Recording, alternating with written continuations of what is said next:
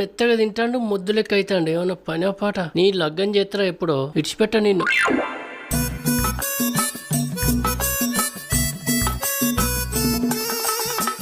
ఇగో పోయి చికెన్ తీసుకురాపో.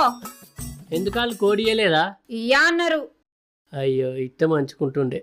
బావా లెగ్ పీసులు తీసుకురా. తీసుకొస్తా. ఎంత తేవాలి?